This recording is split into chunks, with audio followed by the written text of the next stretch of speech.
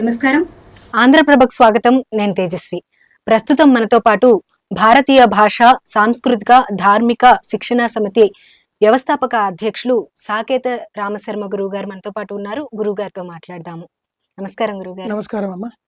గురుగారు, ఈ రోజు మీ నుండి చాలా విషయాలు మన సంస్కృతి సంప్రదాయాలకి సంబంధించినవి తెలుసుకోవాలి అనుకుంటున్నాను. తప్పకుండా. అసలు రామాయణం అంటే ఏంటి? ఆ పేరు ఎలా వచ్చింది?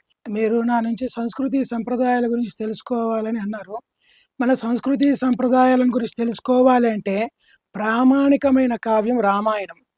మనకి ఏ సందేహం ఉన్నా, ఎటువంటి సందిగ్ధం ఉన్నా, ఏ ఆచారం గురించి తెలుసుకోవాలన్నా రామాయణమే ప్రామాణికమైన ఒక గ్రంథం. రామాయణాన్ని చదివినమంటే ప్రతిదీ మనకు తెలిసిపోతుంది. అయితే మీరు అడిగిన ప్రశ్నకు సమాధానం, రామాయణము అంటే ఏమిటి అంటే, అయనము అంటే నడక అని అర్థము, కదలిక అని అర్థము. మనకు తెలిసిందే, ఉత్తరాయణము, దక్షిణాయనము, ఇది సూర్యుడు యొక్క కదలిక. ఉత్తరం దిక్కు కదులుతున్నట్టయితే ఉత్తరాయణం అని, దక్షిణం దిక్కు కదులుతున్నట్టయితే దక్షిణాయనం అని. ఎక్కడైతే ఈ అయనం అని ఉంటుందో కదలిక అని అర్థము. అంటే రాముడు నడిచిన బాట రామాయణము అవుతుంది. మరి రాముడు నడిచిన బాటలో సీత కూడా నడిచింది కాబట్టి సీతాయనం అని కూడా అనొచ్చు కదా. అందుకే దీనికి సీతాయనము అని కూడా పేరు ఉన్నది. కాకపోతే ప్రసిద్ధి చెందిన పేరు రామాయణం అని, అంతే కాదు. సీత కూడా నడిచింది కాబట్టి సీతాయనం అనొచ్చు, రామాయణం అనొచ్చు. ఎందుకంటే రాముడి గురించి చెప్పుకున్నప్పుడు సీత గురించి చెప్పుకోకపోతే అది అసంపూర్ణం అయిపోతుంది. రాముడు సీత కలిస్తేనే సంపూర్ణత్వం అనేది ఉన్నది. కాబట్టి ఇది ఒక రకంగా రామాయణము, ఇంకో రకంగా సీతాయనము కూడా. మీకు ఇంకో విచిత్రమైన విషయం కూడా చెప్తాను ఇక్కడ నేను. ఇప్పుడు మనకు మన సబ్జెక్టులో పిల్లలు చదువుతూ ఉంటారు కెమిస్ట్రీలో పాజిటివ్ అయాన్, నెగటివ్ అయాన్ అని. మరి వాళ్ళకి అయాన్ అంటే ఏమీ తెలియకుండానే పిల్లలు చదవంతా ముగించేస్తారు. ఈ అయాన్ అనే ఆంగ్ల పదము ఈ రామాయణం అయాన్ నుంచే వచ్చింది. అయనము అంటే అయాన్ అంటే పాజిటివ్ అయాన్, నెగటివ్ అయాన్ ఇవి ఎక్కడి నుంచో కాదు, ఇక్కడ నుంచే వచ్చింది. అయనం అంటే సంస్కృత పదము, కదలిక అని అర్థము. ఓకే గురుగారు. అయితే అసలు రామాయణాన్ని ఎందుకు చదవాలి అంటారు? చాలా మంది తల్లిదండ్రులు వాళ్ళ పిల్లల్ని బడికో లేకపోతే ఎక్కడికో జ్ఞానార్జన కోసం పంపించడం జరుగుతుంది. అంటే దేనికోసం జ్ఞానాన్ని అర్జిస్తున్నారు పిల్లలందరూ కూడా? రేపు పొద్దున వాళ్ళు ఏదో ఉద్యోగంలో ఉండి ధన సంపాదనే లక్ష్యంగా వీళ్ళ చదువులు సాగుతున్నాయి. కానీ ఇప్పుడు ప్రస్తుతం ఉద్యోగంలో ఉన్నవాళ్ళు ఏ కార్పొరేట్ సంస్థ అయినా తీసుకోండి, ఎటువంటి పెద్ద సంస్థలైనా తీసుకోండి, లక్షలు సంపాదిస్తున్న వాళ్ళైనా తీసుకోండి, ఏ ఒక్కరైనా మనశ్శాంతిగా ఉన్నారా అంటే మనశ్శాంతి మాత్రం కరువు అవుతుంది. ఎవరినైనా ఆయన తరిచి చూడండి, నేను ఇంత సంపాదిస్తున్నాను, ఇన్ని లక్షలు సంపాదిస్తున్నాను, ఇన్ని కోట్లు సంపాదిస్తున్నాను, నాకు ఇంత భవనాలు ఉన్నాయి, ఇన్ని వాహనాలు ఉన్నాయి, కానీ మనశ్శాంతి మాత్రం నాకు కరువు అవుతుంది అని ప్రతి ఒక్క దగ్గర నుంచి వచ్చే సమాధానం ఇది. మనశ్శాంతి ఎందుకు కరువు అవుతుంది? ఎందుకంటే బాంధవ్యాలకు సంబంధించిన అవగాహన వాళ్ళకు లేదు. మళ్ళీ ఒక క్రమశిక్షణకు సంబంధించిన, జీవిత క్రమశిక్షణకు సంబంధించింది, నేను ఉద్యోగ క్రమశిక్షణ గురించి మాట్లాడట్లేదు, జీవిత క్రమశిక్షణకు సంబంధించింది. ఉదయం లేవగానే మనం ఏం చేయాలి? ఉదయం లేవగానే మళ్ళీ ఏదో బడి పుస్తకాలు లేకపోతే ఏదో ఫైళ్ళు పట్టుకొని జీవితాన్ని రకంగా ఫైళ్ళకు పుస్తకాలు అంకితం చేయడం కాదు. ఉదయం లేవగానే దైవారాధన చెయ్యాలి. అంటే దైవారాధన ఉదయం చేస్తేనే మనసు ప్రశాంతంగా ఉంటుంది. అందుకే మన సుప్రభాతంలో మొదట ఏమొస్తుంది? కౌసల్య సుప్రజా రామ అని వస్తుంది.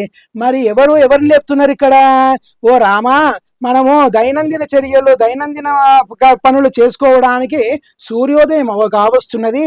అందుకే ఓ కౌసల్యతనయ్య, ఇకలే మన కార్యక్రమాలకు మన కర్మలు మనం చేయాలి. అందుకే ఇప్పుడు చేస్తేనే ఉదయం లేచి ఎవరైతే పనులు చేస్తారో తొందరగా పనులు అవుతాయి. జీవితంలో వాళ్ళు పైకి రావడానికి కూడా అవకాశం ఉంటుంది. పొద్దుకేదాకా పడుకునే వాళ్ళు ఉన్నారనుకోండి, మనసు చురుగ్గా ఉండదు, ఉత్సాహంగా ఉండదు, ఏదైనా చేద్దామన్నంత ఆలోచనలు రావు.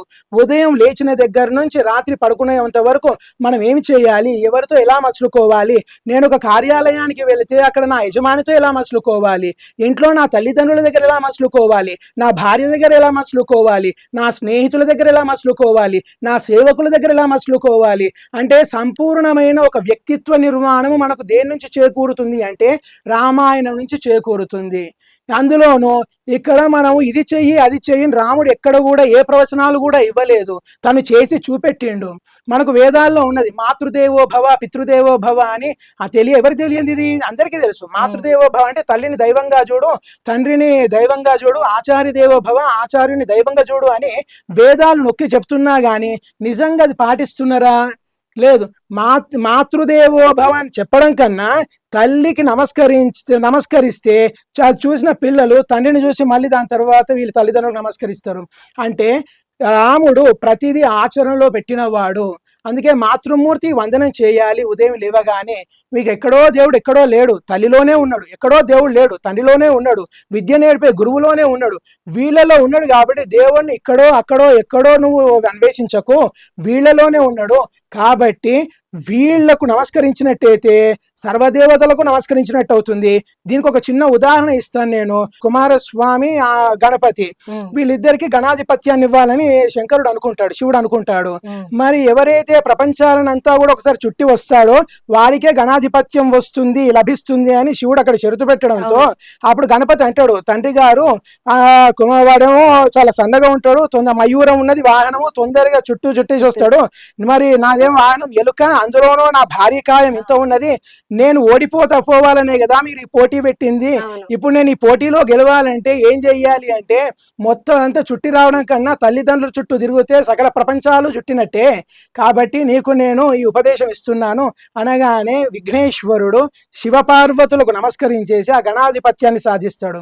అంటే మనకు కావలసిన సమస్తమైన జ్ఞానం ఎంతెంతో పెద్ద పెద్ద గ్రంథాల్లో చూడక్కర్లేదు, చదవక్కర్లేదు, గ్రంథాలయాలకు వెళ్ళక్కర్లేదు. తల్లిదండ్రుల చరణాల దగ్గర ఆ జ్ఞానవంతా, ఆచార్యుడి చరణాల దగ్గర ఆ జ్ఞానవంతా ఉన్నది. వీళ్ళని ఆశ్రయిస్తే చాలు. ఎంతటి అజ్ఞాని అయినా కానీ వాడు అజ్ఞానం పటాపంచలైపోయి ఒక జ్ఞానిగా మారే అవకాశాలు 100కి 100 పాళ్ళు ఉన్నాయి. ఇదంతా మనకి ఎక్కడ కనిపిస్తుంది అంటే రాముడి ఆచరణలో కనిపిస్తుంది.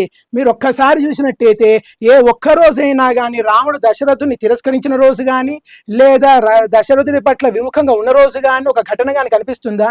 తల్లి పట్ల అంతెందుకు, అడవికి పంపించిన కైకేయి పట్ల కూడా రాముడికి ద్వేషం లేదు. అంటే తల్లి పట్ల ఎంతటి నిస్వార్థ భావన రాముడిలో ఉన్నది. అమ్మ అడవికి పొమ్మన్నది, తండ్రి అమ్మ మాటగా చెప్పిండు అడవికి పొమ్మని, నాకు ఇది కావాలి అది కావాలి, నాకు అయోధ్యలో సుఖాలు కావాలి, ఇవన్నీ అక్కర్లేదు, నాకు ఇవన్నీ తుచ్చము, ఇవన్నీ కూడా గడ్డిపోచతో సమానము, నాకు తండ్రి మాటను నిలబెట్టడమే ప్రధాన ఉద్దేశం, నా ఒక కొడుకు యొక్క ప్రధాన ఉద్దేశం. అంటే ఒక కొడుకు తన తండ్రి పట్ల ఏ విధమైన విధిని కర్తవ్యాన్ని చూపెట్టాలనేది రాముని చూస్తే అర్థమవుతుంది, చెప్పాల్సిన అవసరం ఏమీ లేదు. అందుకే రామాయణం ఎందుకు చదవాలి అంటే రాముడు ఇలా పాటించుండు కాబట్టి నేను నా జీవితాన్ని ఎలా గడపాలంటే రాముడు ఎలా గడిపిండో అలా గడుపు. మనసులో కల్మషం పెట్టుకొని లోపడంతా విషయం పెట్టుకొని బయటికి తీయ మాట్లాడడం కాదు. హృదయము స్వచ్ఛంగా ఉండాలి, వాక్కు స్వచ్ఛంగా ఉండాలి. మరి హృదయము వాక్కు స్వచ్ఛంగా ఉన్నవాడు ఈ ప్రపంచంలో ఎవరైనా దొరుకుతారంటే ఈ కలియుగంలో కష్టం కావచ్చు, ద్వాపర యుగంలో కూడా కొంత కష్టమే. ఎందుకంటే కృష్ణుడు మహారాజకీయవేత్త. మరి రాజకీయం తెలియని స్వచ్ఛంగా ఉండే ఒకే ఒక్క వ్యక్తి ఎవరు? నిత్య స్ఫూర్తినిచ్చేవాడెవరు? నిత్య స్ఫూర్తి, నేను ఇక్కడ పదం వాడుతున్నా. నిత్య స్ఫూర్తిని ఎవడు అంటే శ్రీరామచంద్రుడు. మనసులో ఒక భావన మళ్ళీ వాక్కులో ఒక భావన వ్యక్తపరిచే రీతిన రాముడు ఏనాడు లేడు.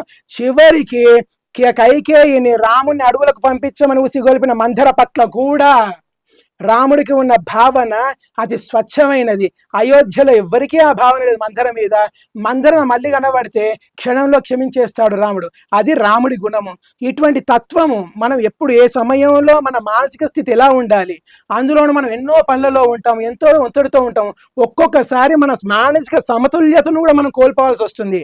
మరి ఇటువంటి మానసిక సమతుల్యతను కోల్పోయినప్పుడు ఇప్పుడు నా సమయం బాగాలేదు, ఏం చేస్తే బాగుంటుందో, ఒక శని జపం చేయించాలా, లేకపోతే బుధుడి జపం చేయించాలా, ఈ పూజ చేయించాలా, ఆ పూజ చేయించాలా, ఇవన్నీ ఏమక్కర్లేదు. రాముడి గురించి చదువు, రాముడిని చదువు. రాముడిని చదివితే చాలు. నీ చింతలు ఏవైతే ఉన్నాయో అవన్నీ పటాపంచలైపోతాయి, నీ బాధలు ఏవైతే ఉన్నాయో అన్నీ పటాపంచలైపోతాయి. నీ మనసులో ఏమైనా ప్రశ్నలు కనుక ఉంటే వాటికి సమాధానాలు దొరికిపోతాయి. ఇవి రాముడు చెప్పినవి కాదు, ఇవి రాముడు చేసి చూపెట్టినవి. ఒక్కసారి చదివితే దాని ప్రాశస్త్యం ఏమిటో తెలుస్తుంది. ఒక్కసారి చదివితే మన జీవితము సార్థకం అయిపోతుంది. అంటే ఈ జీవితంలో ఈ పుట్టి ఏమి సాధించామంటే 40 సంవత్సరాల పాటు ఉద్యోగ జీవితాన్ని సాధించడం ఏమున్నది, అందరూ సాధించినారు. మొదటి 4 రోజులు 2 రోజులు సంతృప్తికరంగా ఉంటుంది. మళ్ళీ ఆ జీవితంలో మూస దూరంలో కొనసాగిపోతూ 40 సంవత్సరాల పాటు నా జీవితం వెళ్ళిపోయింది. అంతెందుకండి, పిల్లల్ని చూసుకోండి, మళ్ళీ ఉదయం లేచి స్కూల్కి వెళ్ళాలా, అదే స్కూల్లో ఈ రకంగా ఈ భారంతో చదువు కాకుండా రాగానే 1 గంట సేపు రాముడి గురించి చెప్పండి. ఏ పిల్లవాడు రాడు బడికి? కార్యాలయాల్లో రాముడి గురించి 1 అర్ధ గంట సేపు చర్చ పెట్టండి, ఎవరికి రాబుద్ధి కాదు. ఎందుకంటే రాముడి చరిత్రలో ఆ నవ్యత ఉన్నది. ఎన్నిసార్లు చదివినా రామాయణం నిత్యనూతనమే. అది ఒక 10 సార్లు చదివేశాం కదా. ఇప్పుడు ఏ పాఠ్య పుస్తకమైనా ఇవాళ వచ్చిన దినపత్రిక రేపు చదవమంటే మనకి చదవబుద్ధి కాదు. అవును.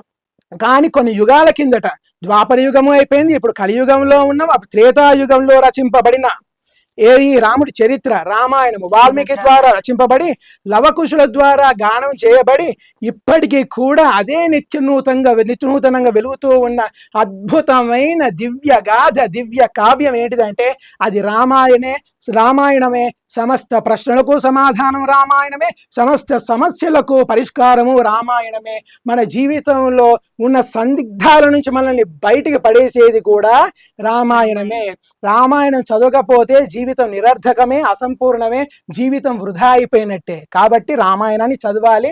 కేవలం రాముడిలా ఉన్నాడు అంటే కేవలం రాముడి వ్యక్తిత్వం వల్లనే కాదు. సీత సహకరించింది కాబట్టి రాముడిలా ఉండగలిగినాడు. దశరథుడు సహకరించిండు కాబట్టి రాముడిలాగా ఉండగలిగినాడు. లక్ష్మణుడు అంతే. చూడండి, కైకేయి వీళ్ళని అడవులకు వెళ్ళమన్నది. మమ్మల్ని అడవులకు వెళ్ళమని అధికారం మీకు ఎక్కడిది అని సీత అప్పుడే కనుక నిలదీసి కైకేయిని ఉంటే ఈరోజు రామాయణాన్ని మనం ఆదర్శంగా తీసుకునే వాళ్ళమా? లేదు. తల్లి నన్ను అడవులకు వెళ్ళమన్నది, నా భర్తతో నేను వెళ్ళాలి. ఇది దాంపత్య జీవనం అంటే రామాయణం చదివితే కేవలం రాముడి గురించి తెలుసుకోవడం కాదు, రాముడి వ్యక్తిత్వాన్ని నిలబెట్టడానికి సీత వ్యక్తిత్వం ఎంత అద్భుతంగా రూపొందించుకున్నది. లక్ష్మణుడు తన జీవితాన్నంతా కూడా త్యాగం చేసి అన్నావదుల కోసం తన భార్యను కూడా అయోధ్యలో ఉంచేసి ఊర్మిళను వాళ్ళ వెంట అడవులకు వెళ్ళిపోవలసి వచ్చింది. అసలు లక్ష్మణుడిని అడవులకు పోమన్నది ఎవరు రమ్మన్నారు? అసలు కైకేయి వెళ్ళమన్నదా? తన జీవితాన్ని అర్పించాల్సిన అవసరం ఏమున్నది అంటే లక్ష్మణుడు ఈ విధంగా అన్న సేవలో ఉన్నాడు కాబట్టే రాముడి వ్యక్తిత్వం అట్లా నిలబడగలిగింది. అంటే తమ్ముడైన వాడు ఎలా ఉండాలి అది రామాయణం నుంచి తెలుస్తుంది, అన్నైన వాడు ఎలా ఉండాలి రామాయణం నుంచి తెలుస్తుంది, తల్లి అనేది ఎలా ఉండాలి అది రామాయణం నుంచి తెలుస్తుంది, తల్లి అనేది ఎలా ఉండకూడదు అది రామాయణం నుంచి తెలుస్తుంది. ఇంకొక అద్భుతమైన విషయం చూడండి, 3 తల్లులు రాముడికి. ఒక కన్న తల్లి అయితే 2 సవతి తల్లులు. ఆ సవతి తల్లిలో ఒక తల్లి ఏమో నువ్వు రాజ్యం నుంచి వనవాసం నుంచి వెళ్ళిపో, రాజ్యాభిషేకం జరగడానికి వీల్లేదు, పట్టాభిషేకం జరగడానికి వీల్లేదు, వెళ్ళిపోవాలి అని తన సవతి గుణాన్ని చూపెడితే మరి సుమిత్ర ఎవరు? రాముడికి సవతి తల్లి అవుతుంది. మరి అటువంటి సవతి తల్లి అన్నలోనే తండ్రిని చూసుకో లక్ష్మణ అని లక్ష్మణుని రాముడి వెంట ఇచ్చి పంపించిందంటే సవతి తల్లులు అందరూ చెడ్డవాళ్ళు కాదు, సవతి తల్లులు అందరూ మంచి వాళ్ళు కాదు. ఎంత అద్భుతమైన సందేశం ఇది. అడుగడుగునా ఓ సందేశం రామాయణంలో ఉన్నది, అణువణువునా ఓ సందేశం రామాయణంలో మనకు కనిపిస్తుంది. కాబట్టి రామాయణం చదవాలి, రామాయణాన్ని తాగాలి, రామాయణాన్ని తినాలి, రామాయణాన్ని జీర్ణించుకోవాలి, రామాయణాన్నే కలలుగా కనాలి.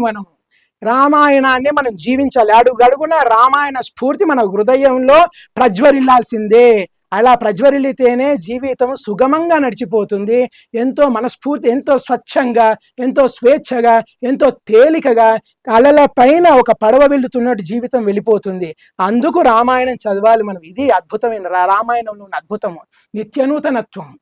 ధన్యవాదాలు గురుగారు. రామాయణం ఎందుకు చదవాలి అనే వాళ్ళకి క్లియర్ గా అర్థమయ్యేలాగా చెప్పారు. ధన్యవాదాలు గురుగారు. మంచిదమ్మా, ధన్యవాదాలు.